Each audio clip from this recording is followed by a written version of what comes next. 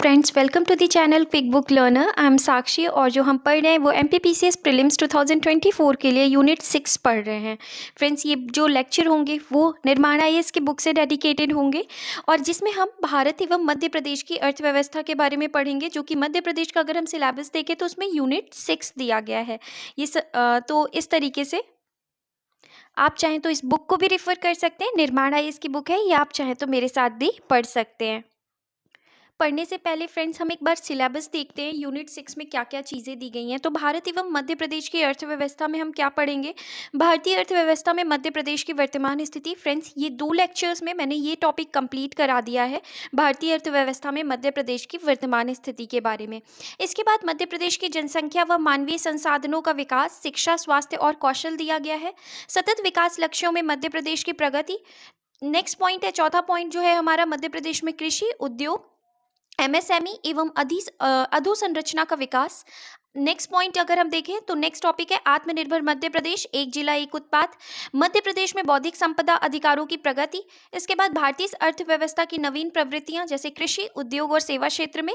वित्तीय संस्थाएं हमको पढ़नी है जैसे रिजर्व बैंक, वाणिज्यिक बैंक, सेबी, गैर बैंकिंग वित्तीय संस्थाएं। और इसके बाद भारत की विदेशी व्यापार की नीतियां, G20, सार्क तथा आसियान के बारे में पढ़ना है।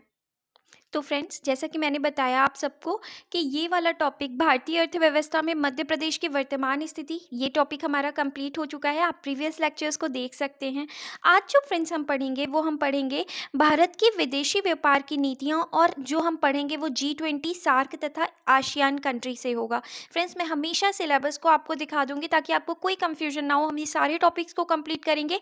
आज जो हम पढ़ेंगे वो G20, सार्क और आसियान कंट्रीज़ के बारे में होगा, क्योंकि इससे रिलेटेड क्वेश्चंस ज़्यादा आते हैं। और इसके बाद हम वित्तीय संस्थाओं के बारे में पढ़ेंगे। तो फिलहाल के लिए आज जो हम पढ़ेंगे, हम ये लास्ट टॉपिक जो है इसको कवर करेंगे, भारत की विदेशी व्यापार की नीतियां, जिसमें हम और क्या पढ़ेंगे, G20, सार्क तथा आसियान। तो मतलब इस टॉपिक में अगर हम देखें तो 4 जो हैं वो क्या है, सब पॉइंट्स दिए गए हैं, और इन चारों चीज़ों को हम क्या करेंगे, एक एक करके क्या करेंगे, पढ़ेंगे।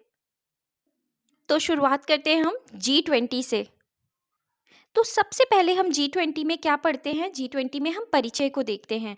तो पूरा नाम G20, जिसका मतलब होता है ग्रुप ऑफ 20। तो ध्यान रखना है, हम G20 के बारे में पढ़ रहे हैं जिसका पूरा नाम क्या होता है, ग्रुप ऑफ 20। यह अंतर्राष्ट्रीय आर्थिक सहयोग का प्रमुख मंच है। ये जो G20 है ना, ये अंतर्राष्ट्रीय आर्थिक सहयोग का क्या है, प्रमुख मंच है। इसकी स्थापना एशियाई वित्तीय संकट 1997 के बाद G7 के सदस्य देश America, Canada, Germany, Japan, Italy, France और ब्रिटेन के वित्त मंत्रियों और केंद्रीय बैंक के गवर्नरों के लिए वैश्विक आर्थिक और वित्तीय मुद्दों पर चर्चा करने के लिए एक मंच के रूप में वर्ष 1999 में की गई थी। तो हमने क्या पढ़ा, हमने पढ़ा G20 का पूरा नाम क्या है, ग्रुप ऑफ 20। यह एक अंतर्राष्ट्रीय आर्थिक सहयोग का क्या है, प्रमुख मंच है। अब हम बात करते हैं इसकी स्थापना के बारे में। तो एशियाई वित्तीय संकट 1997 के बाद, एशियाई वित्तीय संकट 1997 के बाद G7 के सदस्य देश, G7 में कौन कौन थे, America, Canada, Germany, Japan, Italy, France और ब्रिटेन। ध्यान रखना है हमें, G7 के सदस्य देश जैसे America, Canada, Germany, Japan, Italy, France और ब्रिटेन के वित्त मंत्रियों और केंद्रीय बैंक के गवर्नरों के लिए वैश्विक आर्थिक और वित्तीय मुद्दों पर चर्चा करने के लिए एक मंच के रूप में वर्ष 1999 में क्या की गई थी, G20 की स्थापना की गई थी। इसके बाद ये संगठन प्रमुख अंतर्राष्ट्रीय आर्थिक मुद्दों पर वैश्विक संरचना और अधिशासन निर्धारित करने तथा उसे मजबूत करने में यह महत्वपूर्ण भूमिका निभाता है। तो ये जो संगठन है, ये प्रमुख अंतर्राष्ट्रीय आर्थिक मुद्दों पर वैश्विक संरचना और अधिशासन निर्धारित करने तथा उसे मजबूत करने में क्या करता है, महत्वपूर्ण भूमिका निभाता है। और इसका जो सचिवालय है वो स्थायी नहीं है।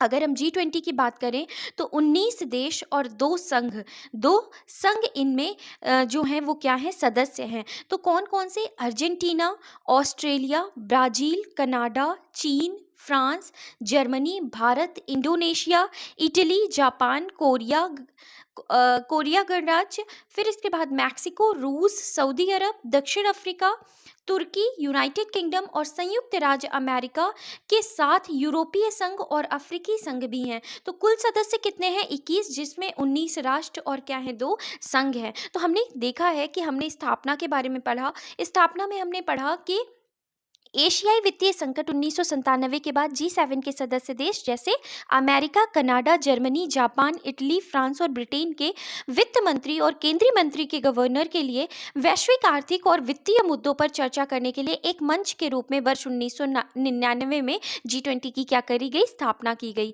ये इसका कार्य क्या है, तो यह संगठन प्रमुख अंतर्राष्ट्रीय आर्थिक मुद्दों पर वैश्विक संरचना और अधिशासन निर्धारित करने और उसे मजबूत करने में क्या करता है, महत्वपूर्ण भूमिका निभाता है। इसका सचिवालय स्थायी नहीं है। सदस्य कौन कौन से हैं, 19 सदस्य और 2 जो हैं वो क्या हैं, संघ हैं। तो अगर हम बात करें 19 सदस्य और 2 संघ में कौन कौन है, तो अगर हम देश की बात करें, अर्जेंटीना है, अर्जेंटीना के बाद ऑस्ट्रेलिया, इसके बाद ब्राजील, फिर कनाडा, चीन, France, Germany, Bharat, Indonesia, Italy, Japan, Korea गणराज्य, मैक्सिको, रूस, सऊदी अरब, दक्षिण अफ्रीका, तुर्की, यूनाइटेड किंगडम, संयुक्त राज्य अमेरिका के साथ 2 संघ हैं जिनका नाम क्या है, यूरोपीय संघ और अफ्रीकी संघ भी हैं। इस तरीके से कुल सदस्य 21 हैं जिसमें 19 राष्ट्र और क्या हैं, 2 संघ हैं। स्थायी अतिथि देश कौन है, तो स्थायी अतिथि देश में कौन आता है, स्पेन आता है। शिखर सम्मेलन प्रतिवर्ष आयोजित होता है। शेरपा क्या है, G20 देशों के प्रतिनिधियों के रूप में कार्यावली एवं कार्यों का समन्वय करते हैं। तो शेरपा क्या है, G20 देशों के प्रतिनिधियों के रूप में कार्यावली एवं कार्यों का क्या करते हैं, समन्वय करते हैं। स्थायी अतिथि देश कौन सा है, स्पेन है। सदस्य हमने देख लिया है, 21 सदस्य हैं जिनमें 19 क्या है, राष्ट्र है और 2 क्या है, संघ हैं। इसके बाद हम बात करते हैं G20 कार्यप्रणाली के बारे में। G20 कार्यप्रणाली की अगर हम बात करें तो G20 प्रेसिडेंसी 1 साल के लिए एजेंडा का क्या करती है, संचालन करती है। G20 प्रेसिडेंसी 1 साल के लिए एजेंडा का संचालन करती है, साथ ही शिखर सम्मेलन की मेजबानी करती है। G20 में 2 समांतर ट्रैक शामिल हैं। तो पहला जो ट्रैक है वो क्या कहलाता है, फाइनेंस ट्रैक कहलाता है। हमने क्या पढ़ा, हमने G20 कार्यप्रणाली के बारे में पढ़ा। तो G20 प्रेसिडेंसी 1 साल के लिए एजेंडा का क्या करती है, संचालन करती है, साथ ही शिखर सम्मेलन की मेजबानी करती है। G20 में 2 समांतर क्या होते हैं, ट्रैक शामिल होते हैं। कौन सा, पहला ट्रैक जो है वो फाइनेंस ट्रैक है।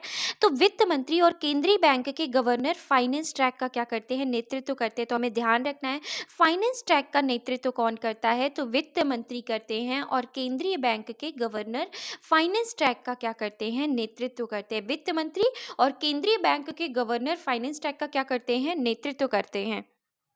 इसके बाद हम बात करते हैं शेरपा ट्रैक के बारे में। तो शेरपा ट्रैक का शेरपा जो होते हैं वो क्या करते हैं, शेरपा ट्रैक का क्या करते हैं, नेतृत्व करते हैं। हमने पढ़ा था शेरपा कौन होता है, जो G20 के कार्य संचालन या क्रियान्वित करते हैं या कार्य प्रणाली का समन्वय करते हैं, उन्हीं को क्या कहा जाता है, शेरपा कहा जाता है। तो शेरपा क्या करते हैं, शेरपा ट्रैक का क्या करते हैं, नेतृत्व करते हैं। इसके बाद ट्रॉइका क्या होता है, तो ट्रॉइका, इसकी अध्यक्षता ट्रॉइका द्वारा समर्थित है।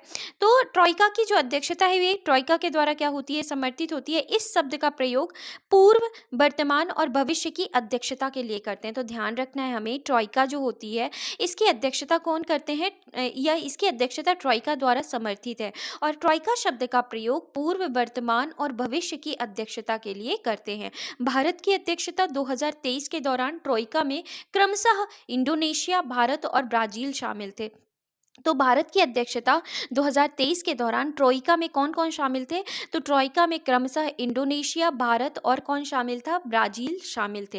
इसके बाद इनके महत्व के बारे में हम बात करते हैं। तो G20 सदस्य देशों की सामूहिक आर्थिक ताकत वैश्विक सकल घरेलू उत्पाद का लगभग 90% और वैश्विक व्यापार का 80% से अधिक है। यह संगठन विश्व जनसंख्या का लगभग 2/3 भाग का क्या करती है, प्रतिनिधित्व करती है। तो महत्व में हमने क्या पढ़ा कि G20 सदस्य देशों की सामूहिक आर्थिक ताकत वैश्विक सकल घरेलू उत्पाद का लगभग 90% और वैश्विक व्यापार का 80% से अधिक है। यह संगठन विश्व जनसंख्या का लगभग 2/3 भाग का क्या करती है, प्रतिनिधित्व करती है। इसके बाद भारत और G20 के बारे में देखें तो भारत G20 का सदस्य वर्ष 2008 में बना। भारत G20 का सदस्य बनने वाला 8वां देश है। तो ये हमारे लिए बहुत इंपॉर्टेंट फैक्ट्स है फ्रेंड, जो कि भारत और G20 का संबंध स्थापित कर रही है कि भारत G20 का सदस्य कब बना, वर्ष 2008 में बना। और भारत जो है वो G20 का सदस्य बनने वाला कौन सा देश है, 8वां देश है। इसके बाद हम बात करते हैं 18वां G20 शिखर सम्मेलन के बारे में 2023 में जो हुआ था। तो 9 से 10 सितंबर 2023 को भारत मंडपम प्रगति मैदान नई दिल्ली में 18वां G20 शिखर सम्मेलन भारत द्वारा आयोजित किया गया, जो भारत द्वारा आयोजित प्रथम G20 शिखर सम्मेलन था। तो अगर हम बात करें 18वां G20 शिखर सम्मेलन 2023 की, तो 9 से 10 सितंबर 2023 को भारत मंडपम प्रगति मैदान नई दिल्ली में 18वां G20 शिखर सम्मेलन भारत द्वारा क्या किया गया था, आयोजित किया गया, जो भारत द्वारा आयोजित प्रथम G20 शिखर सम्मेलन था। तो कब 18वां G20 शिखर सम्मेलन कहाँ हुआ? नई दिल्ली में हुआ, और ये भारत द्वारा आयोजित किया गया था, जो भारत द्वारा आयोजित प्रथम G20 शिखर सम्मेलन था। इसके बाद भारत के 60 शहरों में लगभग 200 बैठकें आयोजित की गई। तो भारत के 60 शहरों में लगभग 200 बैठकें क्या की गई हैं, आयोजित की गई, जिनमें 1 लाख से अधिक प्रतिनिधियों ने क्या किया था, भाग लिया था। तो भारत के 60 शहरों में लगभग 200 बैठकें आयोजित की गई, जिनमें 1 लाख से अधिक प्रतिनिधियों ने क्या किया था, भाग लिया था। आयोजन हेतु भारत में अमिताभ कांत को G20 शेरपा मतलब व्यक्तिगत प्रतिनिधि एवं हर्षवर्धन श्रृंगल को मुख्य समन्वय नियुक्त किया गया था, समन्वयक नियुक्त किया गया था। तो ध्यान रखना है हमें कि आयोजन के लिए भारत ने अमिताभ कांत को G20 शेरपा मतलब व्यक्तिगत प्रतिनिधि और हर्षवर्धन श्रृंगल को मुख्य समन्वयक नियुक्त किया था। बिल्कुल ध्यान रखना है हमें कि G20 में शेरपा किसे नियुक्त किया गया, अमिताभ कांत को, और हर्षवर्धन श्रृंगल को मुख्य समन्वयक क्या किया गया था, नियुक्त किया गया था।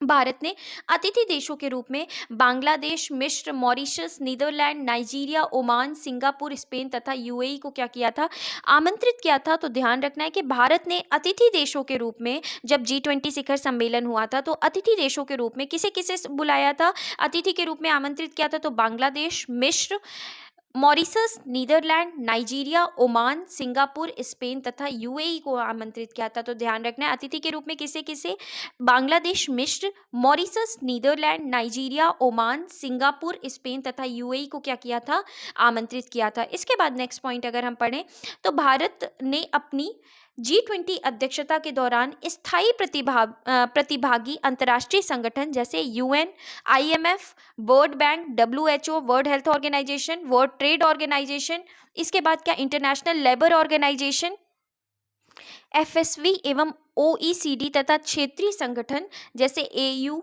AUDA, NEPAD तथा आसियान के अध्यक्ष के अतिरिक्त अतिथि अंतर्राष्ट्रीय संगठनों के रूप में अंतर्राष्ट्रीय सौर गठबंधन CDRI मतलब कॉलिशन फॉर डिजास्टर रेसिलिएंट इंफ्रास्ट्रक्चर तथा एशियाई विकास बैंक को आमंत्रित किया था। तो अगर हम पढ़ें, तो भारत ने अपनी G20 अध्यक्षता के दौरान किसे किसे कौन कौन से अंतर्राष्ट्रीय संगठनों को आमंत्रित किया था, तो UN को किया था, IMF को किया था, वर्ल्ड बैंक को किया था, WHO को किया था, WTO को किया था, ILO को किया था, FSB और OECD को, इतने अंतर्राष्ट्रीय संगठनों को किया। क्षेत्रीय संगठनों में किसको किसको आमंत्रित किया था, तो क्षेत्रीय संगठनों में AU, AUDA, NEPAD तथा आसियान के अध्यक्ष के अतिरिक्त अतिथि अंतर्राष्ट्रीय संगठनों के रूप में अंतर्राष्ट्रीय सौर गठबंधन CDRI coalition for disaster resilient infrastructure तथा एशियाई विकास बैंक को क्या किया था, आमंत्रित किया था। तो इतने लोगों को अपनी अध्यक्षता के दौरान भारत ने क्या किया था, आमंत्रित किया था। इसके बाद अगर हम बात करें, तो सम्मेलन के प्रमुख परिणाम के रूप में सदस्य देशों द्वारा सर्वसम्मति से G20 नई दिल्ली लीडर्स घोषणा पत्र को अंगीकृत किया गया है। तो सम्मेलन के प्रमुख परिणाम के रूप में सदस्य देशों द्वारा सर्वसम्मति से G20 नई दिल्ली लीडर्स घोषणा पत्र को क्या किया गया, अंगीकृत किया गया। बायोफ्यूल अलायंस बनाया जाएगा, इसके संस्थापक भारत, ब्राजील और अमेरिका होंगे। तो ध्यान रखना है हमें, बायोफ्यूल क्या बनाया जाएगा, अलायंस बनाया जाएगा। बायोफ्यूल क्या बनाया जाएगा, अलायंस बनाया जाएगा। और इसके संस्थापक कौन होंगे, तो इसके संस्थापक जो हैं वो भारत, ब्राजील और अमेरिका होंगे। कौन होगा इसका संस्थापक, तो भारत, ब्राजील और क्या कौन होगा, अमेरिका होगा। भारत, ब्राजील और क्या होगा, अमेरिका। ध्यान रखना है, बायोफ्यूल्स अलायंस बनाया जाएगा, इसके संस्थापक भारत, ब्राजील और अमेरिका होंगे। G20 के नेता G20 महिला मंत्री स्तरीय का समर्थन करने के लिए महिला सशक्तिकरण पर एक कार्य समूह के गठन पर सहमत हुए। तो G20 मंत्री स्तरीय का समर्थन करने के लिए महिला सशक्तिकरण पर एक कार्य समूह के गठन पर क्या हुए हैं, सहमत हुए हैं। G20 के जो नेता हैं वो G20 महिला मंत्री स्तरीय का समर्थन करने के लिए महिला सशक्तिकरण पर एक कार्य समूह के गठन पर क्या हुए हैं, सहमत हुए हैं। इसके बाद सदस्य देशों ने वर्ष 2030 तक वैश्विक नवीकरणीय ऊर्जा स्रोतों को 3 गुना करने की दिशा में काम करने का वादा किया है। तो हमें ध्यान रखना है कि सदस्य देशों ने 2030 तक, कब तक, 2030 तक वैश्विक नवीकरणीय ऊर्जा स्रोतों को 3 गुना करने की दिशा में काम करने का क्या किया है, वादा किया है। 18वें G20 शिखर सम्मेलन के दौरान 9 सितंबर 2023 को अफ्रीकी संघ को G20 समूह का स्थायी सदस्य बनाया गया। यूरोपीय संघ के बाद G20 में शामिल होने वाला यह दूसरा क्षेत्रीय गुट है। तो 18वें G20 शिखर सम्मेलन के दौरान ध्यान रखना है हमें, 18वें G20 शिखर सम्मेलन के दौरान 9 सितंबर 2023 को अफ्रीकी संघ को G20 समूह का क्या बनाया गया है, स्थायी सदस्य बनाया गया है। यूरोपीय संघ के बाद G20 में शामिल होने वाला यह क्या है, दूसरा क्षेत्रीय गुट है। इसके बाद अगला पॉइंट पढ़ते हैं। वर्ष 1999 में G20 की स्थापना के बाद से यह पहला अवसर है जब इस समूह की सदस्यता का विस्तार किया गया। तो वर्ष 1999 में G20 की स्थापना के बाद से यह पहला अवसर है जब इस समूह की सदस्यता का क्या किया गया है, विस्तार किया गया है। इसके बाद अब हम बात करते हैं वैश्विक जैव ईंधन गठबंधन के बारे में, GVA का शुभारंभ के बारे में पढ़ते हैं। वैश्विक जैव ईंधन गठबंधन के बारे में बात करते हैं। तो 9 सितंबर 2023 को प्रधानमंत्री मोदी ने दक्षिण Africa, Bangladesh, Italy, America, Brazil, Argentina, Mauritius तथा UAE के नेताओं सहित मिलकर वैश्विक जैव ईंधन गठबंधन का क्या किया, शुभारंभ किया। तो हमने क्या देखा, हमने वैश्विक जैव ईंधन गठबंधन के बारे में देख रहे हैं। इसमें हमने पढ़ा कि 9 सितंबर 2023 को प्रधानमंत्री नरेंद्र मोदी ने दक्षिण Africa, Bangladesh, Italy, America, Brazil, Argentina, Mauritius तथा UAE के नेताओं के साथ मिलकर वैश्विक जैव ईंधन गठबंधन का क्या किया है, शुभारंभ किया है। तो हमें ध्यान रखना है कौन कौन से देशों ने वैश्विक जैव ईंधन गठबंधन में पार्टिसिपेट किया है। तो दक्षिण Africa, Bangladesh, Italy, America, Brazil, Argentina, Mauritius तथा UAE के नेताओं के साथ मिलकर वैश्विक जैव ईंधन गठबंधन का क्या किया है, शुभारंभ किया है। इसके बाद अगला पॉइंट देखते हैं कि वैश्विक जैव ईंधन गठबंधन G20 के अध्यक्ष के रूप में भारत की एक क्या है, पहल है। तो वैश्विक जैव ईंधन गठबंधन G20 के अध्यक्ष के रूप में किसकी पहल है, भारत की पहल है। इस गठबंधन का लक्ष्य जैव ईंधन के वैश्विक विकास में तेजी लाना है। यह गठबंधन ज्ञान के एक केंद्रीय संग्रह और विशेषज्ञ केंद्र के रूप में भी क्या करेगा, कार्य करेगा। यह गठबंधन PM जीवन योजना सतत और गोवर्धन योजना को गति देने में क्या करेगा, मदद करेगा। तो हमने क्या पढ़ा, हमने मुख्य पॉइंट अगर हम बात करें वैश्विक जैव ईंधन के बारे में, तो हमने यहाँ बात की 9 सितंबर 2023 को प्रधानमंत्री नरेंद्र मोदी ने दक्षिण Africa, Bangladesh, Italy, America, Brazil, Argentina, Mauritius तथा UAE के नेताओं के साथ मिलकर वैश्विक जैव ईंधन गठबंधन का क्या किया, शुभारंभ किया। वैश्विक जैव ईंधन गठबंधन G20 के अध्यक्ष के रूप में भारत की एक क्या है, पहल है। इस गठबंधन का लक्ष्य जैव ईंधन के वैश्विक विकास में तेजी लाना है और यह गठबंधन ज्ञान के एक केंद्रीय संग्रह और विशेषज्ञ केंद्र के रूप में भी क्या करेगा, कार्य करेगा। और सबसे इंपॉर्टेंट पॉइंट है कि यह गठबंधन PM जीवन योजना सतत और गोवर्धन योजना को गति देने में क्या करेगा, मदद करेगा। तो ये जो वैश्विक जैव ईंधन गठबंधन योजना है, ये गठबंधन जो है ये PM जीवन योजना सतत और गोवर्धन योजना को गति देने में क्या करेगा, मदद करेगा।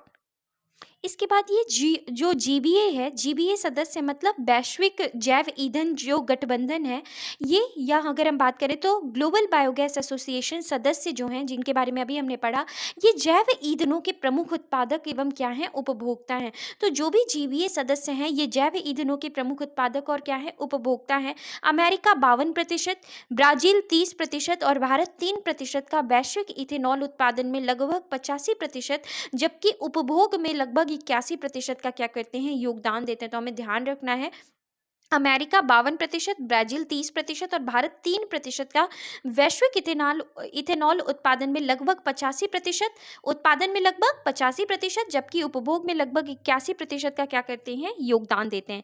इसके बाद हम बात करते हैं भारत मध्य पूर्व यूरोप आर्थिक गलियार के बारे में, IMEC के बारे में। भारत मध्य पूर्व यूरोप आर्थिक गलियार के बारे में बात करते हैं। तो 9 सितंबर 2023 को G20 शिखर सम्मेलन 2023 के दौरान भारत अमेरिका, सऊदी अरब, यूएई, फ्रांस, जर्मनी, इटली और यूरोपीय संघ के नेताओं के मध्य भारत मध्य पूर्व यूरोप आर्थिक गलियारे यानी India and middle east Europe economic corridor की स्थापना हेतु एक समझौते ज्ञापन पर क्या हुआ, हस्ताक्षर हुआ। तो 9 सितंबर 2023 को G20 शिखर सम्मेलन 2023 के दौरान कहाँ कौन कौन से देश के बीच, भारत, अमेरिका, सऊदी अरब, यूएई, फ्रांस, जर्मनी, इटली और यूरोपीय संघ के नेताओं के मध्य भारत मध्य पूर्व यूरोप आर्थिक गलियारे यानी India and middle east Europe economic corridor की स्थापना हेतु एक समझौते ज्ञापन पे क्या हुए, हस्ताक्षर हुए। उल्लेखनीय है कि IMEC यानी India and middle east Europe economic corridor को चीन के बेल्ट एंड रोड इनिशिएटिव के प्रत्युत्तर के रूप में क्या किया जा रहा है, देखा जा रहा है। तो उल्लेखनीय है कि जो IMEC है इसको चीन के बेल्ट एंड रोड इनिशिएटिव के प्रत्युत्तर के रूप में क्या किया जा रहा है, देखा जा रहा है। IMEC एशिया, अरब की खाड़ी एवं यूरोप के मध्य विस्तारित कनेक्टिविटी एवं आर्थिक एकीकरण के माध्यम से आर्थिक विकास को क्या करेगा, प्रोत्साहित करेगा। तो IMEC जो है वो क्या करेगा, एशिया, अरब की खाड़ी और यूरोप के मध्य विस्तारित कनेक्टिविटी एवं आर्थिक एकीकरण के माध्यम से आर्थिक विकास को क्या करेगा, प्रोत्साहित करेगा। आर्थिक विकास को क्या करेगा, आर्थिक विकास को प्रोत्साहित करेगा। तो हमें ध्यान रखना है एशिया, अरब की खाड़ी और यूरोप के बीच क्या करेगा, कनेक्टिविटी और आर्थिक एकीकरण के माध्यम से आर्थिक विकास को क्या करेगा, प्रोत्साहित करेगा। इसके बाद IMEC का निर्माण दो अलग अलग गलियारों से मिलकर होगा जो निम्नवत है। तो पहला जो गलियारा है वो क्या है, पूर्वी गलियारा है, ईस्ट कॉरिडोर है। यह गलियारा भारत को अरब की खाड़ी से क्या करेगा, जोड़ेगा। तो पूर्वी गलियारा जो है ये क्या करेगा, भारत को अरब की खाड़ी से जोड़ेगा। इसके बाद नॉर्थर्न कॉरिडोर है, ये जो है ये उत्तरी गलियारा है। यह गलियारा अरब की खाड़ी को यूरोप से जोड़ेगा। तो ये गलियारा क्या करेगा, अरब की खाड़ी को किससे जोड़ेगा, यूरोप से जोड़ेगा। इनमें या इसमें पत्तनों के माध्यम से संबद्ध एक रेल मार्ग होगा जो यूरोप, मध्य पूर्व एवं एशिया को आपस में जोड़ेगा। तो इसमें पोर्ट्स या पत्तन के माध्यम से क्या होगा, संबद्ध एक रेल मार्ग होगा जो यूरोप, मध्य पूर्व एवं एशिया को आपस में क्या करेगा, जोड़ेगा। हम किसके बारे में बात कर रहे हैं, नॉर्दर्न कॉरिडोर के बारे में, उत्तरी गलियारे के बारे में बात कर रहे हैं, जिसमें यह गलियारा जो है वो अरब की खाड़ी को यूरोप से जोड़ेगा और पत्तनों के माध्यम से संबद्ध एक रेल मार्ग होगा जो यूरोप, मध्य पूर्व एवं एशिया को आपस में क्या करेगा, जोड़ेगा। यह एक विश्वसनीय एवं सस्ता सीमा पारीय पोत से रेल पारगमन network, ship to rail transit network उपलब्ध कराएगा। तो ध्यान रखना है हमें कि ये जो हम बात कर रहे हैं IMEC के बारे में, यह एक विश्वसनीय एवं सस्ता सीमा पारीय यानी पोत से रेल पारगमन network, ship to rail transit network जो है वो क्या कराएगा, उपलब्ध कराएगा, जो वर्तमान समुद्री एवं सड़क परिवहन मार्गों को पूरक के रूप में होगा। तो जो वर्तमान में समुद्र एवं सड़क परिवहन मार्गों के पूरक के रूप में क्या होगा। इसमें भारत, UAE, सऊदी अरब, जॉर्डन, इजराइल एवं यूरोप के मध्य वस्तुओं एवं सेवाओं का पारगमन सुनिश्चित होगा। तो इसमें क्या क्या होगा, इसमें चीज़ों का आदान प्रदान होगा, वस्तुओं और सेवाओं का क्या होगा, आदान प्रदान। तो कौन कौन से देश होंगे, तो ये भारत होगा, UAE होगा, सऊदी अरब, जॉर्डन, इजराइल और यूरोप के मध्य वस्तुओं एवं सेवाओं का पारगमन क्या होगा, सुनिश्चित होगा। किसके माध्यम से, नॉर्दर्न कॉरिडोर के माध्यम से, उत्तरी गलियारे के माध्यम से। इसके बाद हम बात करते हैं भारत की G20 अध्यक्षता के बारे में। तो भारत 1 सितंबर 2022 से 30 नवंबर 2023 तक G20 का अध्यक्ष रहा। तो हमें ध्यान रखना है भारत 1 दिसंबर 2022 से 30 नवंबर 2023 तक G20 का क्या रहा, अध्यक्ष रहा। और ये कौन सा संस्करण था, तो ये G20 का 18वां संस्करण था जिसमें भारत ने क्या करी, अध्यक्षता की। भारत का G20 सचिवालय सुषमा स्वराज भवन नई दिल्ली है। तो भारत का G20 सचिवालय क्या था, तो भारत का जो G20 सचिवालय है सुषमा स्वराज भवन नई दिल्ली में था। भारत की G20 की अध्यक्षता की थीम, तो भारत की G20 की अध्यक्षता की थीम क्या थी, तो वसुधैव कुटुंबकम या एक पृथ्वी, एक कुटुंब और एक भविष्य। तो भारत की G20 की अध्यक्षता की थीम क्या थी, वसुधैव कुटुंबकम या एक पृथ्वी, एक कुटुंब और एक भविष्य यानी one earth, one family and one future के केंद्रीय विषय पर आधारित थी। तो ध्यान रखना है हमें, हमने बात की कि भारत की G20 अध्यक्षता के बारे में हम पढ़ रहे हैं। तो भारत 1 दिसंबर 2022 से 30 नवंबर 2023 तक G20 का अध्यक्ष रहा, 18वां संस्करण था। भारत का G20 सचिवालय सुषमा स्वराज भवन नई दिल्ली था। भारत की G20 की अध्यक्षता की थीम वसुधैव कुटुंबकम या एक पृथ्वी एक कुटुंब और एक भविष्य, one earth one family one future के केंद्रीय विषय पर क्या है आधारित है।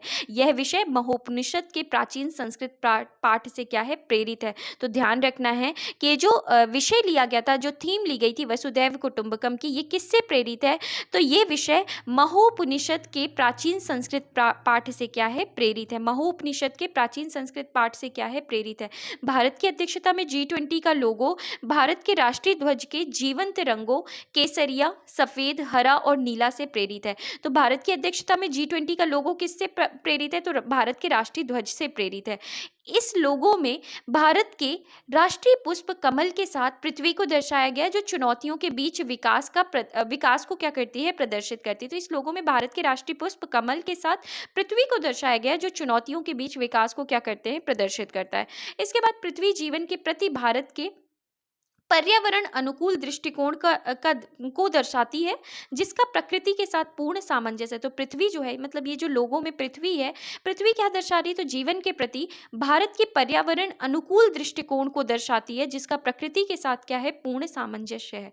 कमल की 7 पंखुड़ियां 7 महाद्वीप एवं 7 सार्वभौमिक संगीत के स्वरों का प्रतिनिधित्व करती है। तो कमल की जो 7 पंखुड़ियां हैं लोगों में, ये 7 महाद्वीप और 7 सार्वभौमिक संगीत के स्वरों को क्या करती है प्रतिनिधित्व करती है।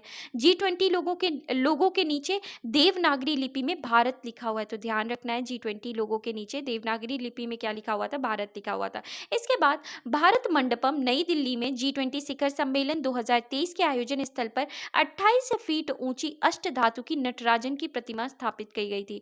तो जब G20 शिखर सम्मेलन हो रहा था, भारत अध्यक्षता कर रहा था, तो ये जो सम्मेलन हुआ था ये कहाँ हुआ था? नई दिल्ली में हुआ था। और इस समय पर क्या हुआ था?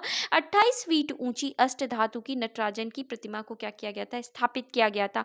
भारत में आयोजित पहली G20 शेरपा बैठक कहाँ आयोजित हुई थी? तो उदयपुर में आयोजित हुई थी। हमें ध्यान रखना है कि भारत में आयोजित पहली G20 शेरपा बैठक जो थी वो कहाँ आयोजित हुई थी? उदयपुर में आयोजित हुई थी। इसके बाद G20 देशों के वित्त मंत्री और केंद्रीय बैंक गवर्नर की पहली बैठक बेंगलुरु में हुई थी। तो ध्यान रखना है हमें, G20 देशों के वित्त मंत्री और केंद्रीय बैंक गवर्नरों की पहली बैठक जो है वो कहाँ हुई थी? बेंगलुरु में हुई, जिसकी अध्यक्षता किसने की थी? निर्मला सीतारमन, और सह अध्यक्षता RBI के गवर्नर शक्तिकांत दास द्वारा की गई थी।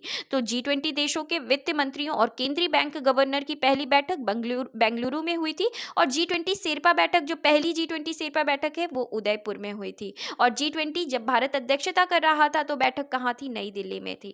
तो इस तरीके से हमें ध्यान रखना है कि जब वित्त मंत्री और केंद्रीय बैंक गवर्नरों की पहली बैठक बेंगलुरु में हुई, जिसकी अध्यक्षता निर्मला सीतारमन ने और सह अध्यक्षता RBI के गवर्नर शक्तिकांत दास द्वारा की गई थी। G20 विदेश मंत्रियों की बैठक नई दिल्ली में आयोजित हुई। तो विदेश मंत्रियों की बैठक, जो G20 विदेश मंत्रियों की बैठक, वो कहाँ आयोजित की गई थी? नई दिल्ली में। इसके बाद हम बात करते हैं नेक्स्ट पॉइंट कि G20 महिला सशक्तिकरण का मंत्री स्तरीय सम्मेलन कहाँ हुआ था? तो गांधीनगर गुजरात में संपन्न हुआ। याद रखना है हमें, G20 महिला सशक्तिकरण का मंत्री स्तरीय सम्मेलन जो है वो कहाँ हुआ था? गांधीनगर गुजरात में संपन्न हुआ था। इसके बाद नेक्स्ट पॉइंट अगर हम देखें तो भारत की G20 अध्यक्षता के तहत पहली महिला 20 बैठक संभाजीनगर महाराष्ट्र में आयोजित हुई थी। तो भारत की G20 अध्यक्षता के तहत पहली महिला G20 बैठक जो थी, जिसे वुमेन 20 भी कहते हैं, W20 कहते हैं, तो भारत की G20 अध्यक्षता के तहत पहली महिला 20 बैठक या W20 बैठक जो थी वो कहाँ हुई थी? तो संभाजीनगर महाराष्ट्र में आयोजित की गई थी। हमें ध्यान रखना है, जब भारत G20 की अध्यक्षता कर रहा था तभी महिलाओं के लिए भी क्या की गई थी? बैठक रखाई गई थी। और वो जो थी वो पहली महिला या W20 बैठक जो थी वो संभाजीनगर महाराष्ट्र में आयोजित की गई थी।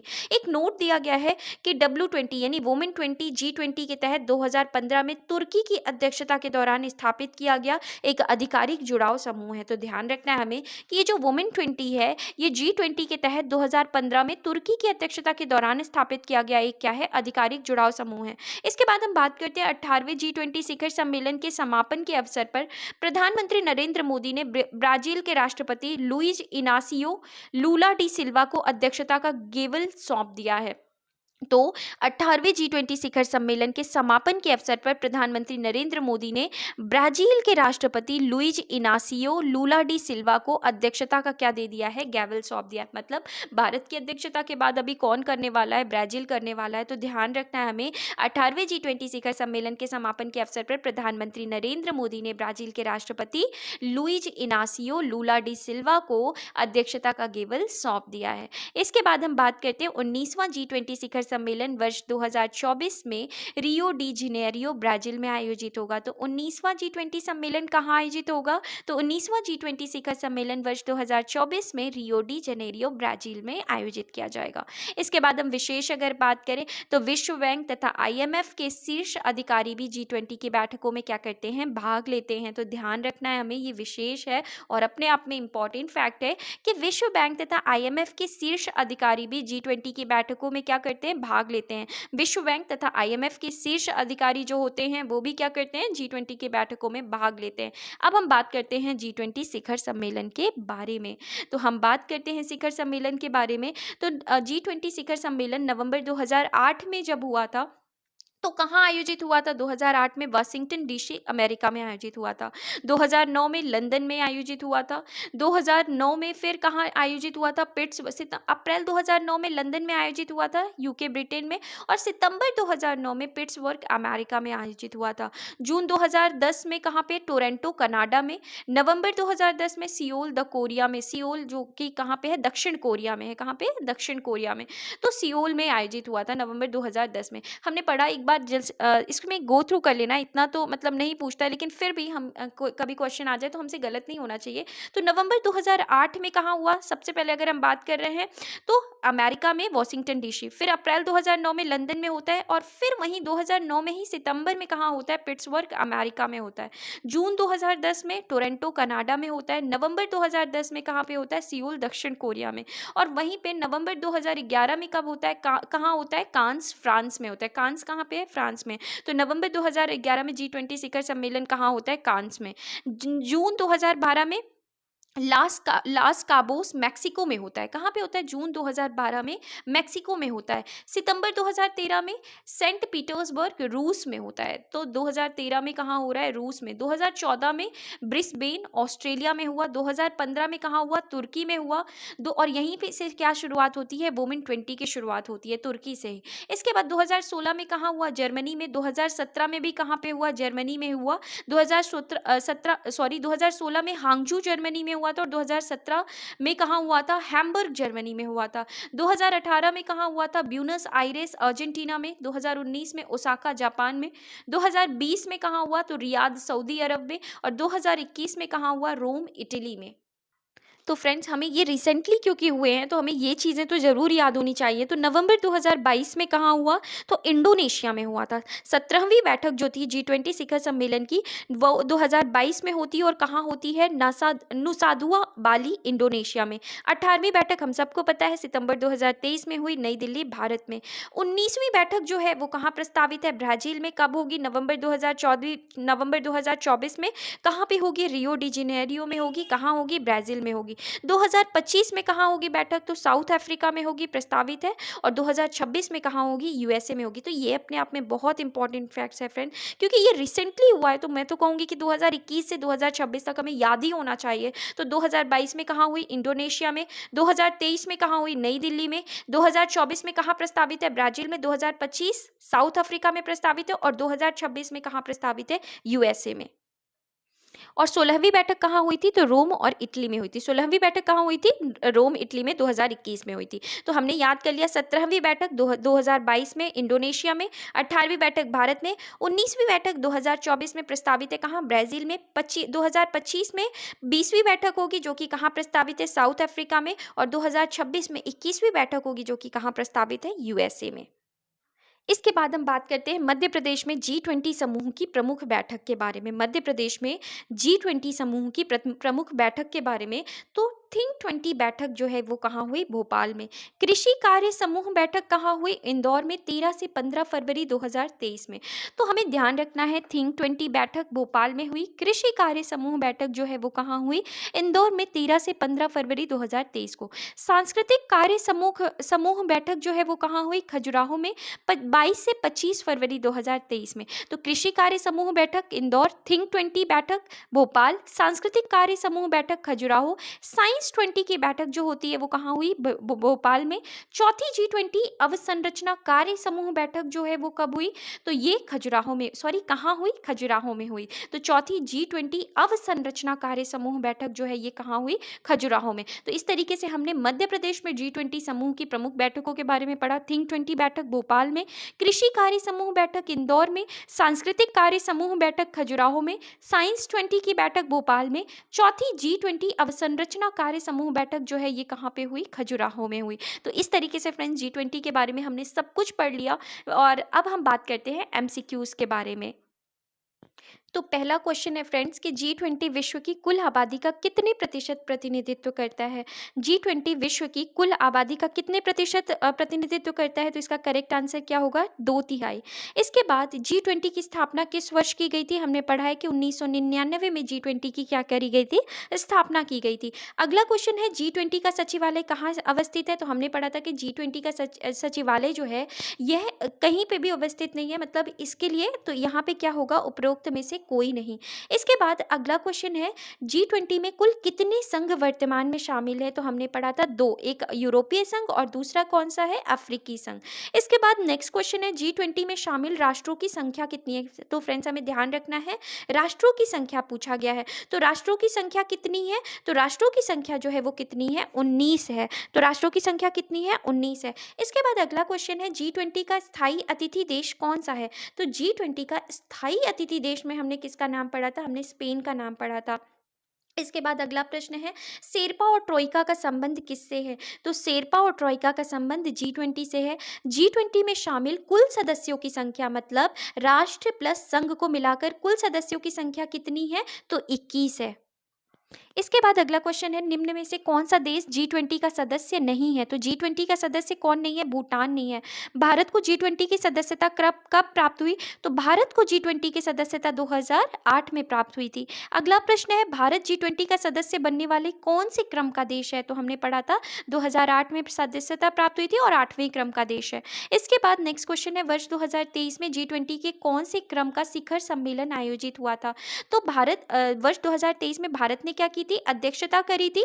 तो कौन से क्रम का था? तो वर्ष 2023 में जो था वो कौन से क्रम का था? 18वें क्रम का था। कौन से क्रम का था? 18वें क्रम का था। इसके बाद अगला प्रश्न है वर्ष 2023 को G20 शिखर सम्मेलन का आयोजन कहाँ हुआ था? तो 2023 में भारत ने क्या करी थी? अध्यक्षता करी थी। और कहाँ हुआ था? नई दिल्ली भारत मंडपम में। इसके बाद G20 शिखर सम्मेलन 2023 के संदर्भ में भारत ने शेरपा के लिए किसे नियुक्त किया? तो भारत ने शेरपा के लिए किसे नियुक्त किया था?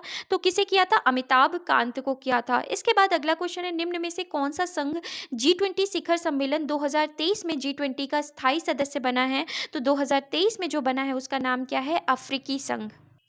नेक्स्ट क्वेश्चन है ग्लोबल बायोफ्यूल अलायंस का गठन किस वार्षिक सम्मेलन के अंतर्गत किया गया?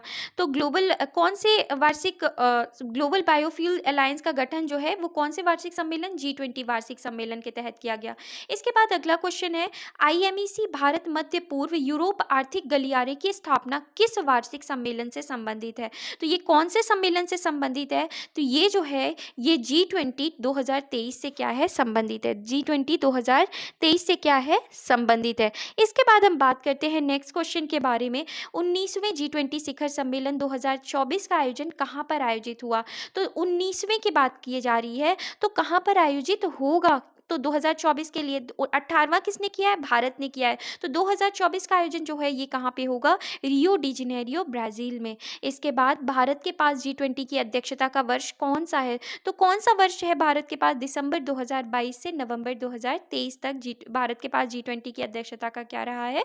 वर्ष रहा है। इसके बाद अगला प्रश्न हम देखते हैं भारत की G20 की अध्यक्षता वर्ष 2023 का केंद्रीय विषय आधारित था। तो किस पर आधारित था? वसुधैव कुटुंबकम पर आधारित था।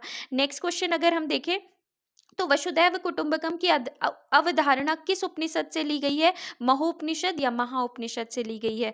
इसके बाद G20 का 17वां वार्षिक शिखर सम्मेलन का आयोजन किस देश में हुआ था?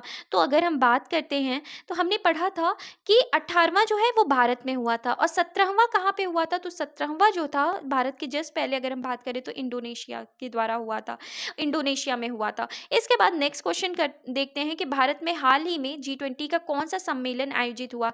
तो भारत में हाल ही में मतलब भारत में जो हुआ था वो G20 का कौन सा सम्मेलन था? तो ये भारत में आयोजित प्रथम सम्मेलन था। नेक्स्ट क्वेश्चन है कि भारत में G20 का वार्षिक शिखर सम्मेलन 2023 किस दिनांक को प्रारंभ हुआ?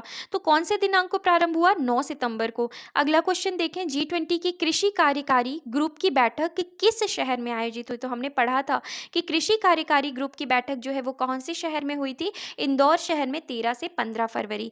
इसके बाद अगला क्वेश्चन है, G20 2023 के सांस्कृतिक कार्य समूह की बैठक का आयोजन कहाँ हुआ? तो ये भी हमने पढ़ा था कि सांस्कृतिक कार्य समूह की बैठक जो हुई थी या बैठक का आयोजन जो हुआ था वो कहाँ हुआ था? खजुराहो में हुआ था।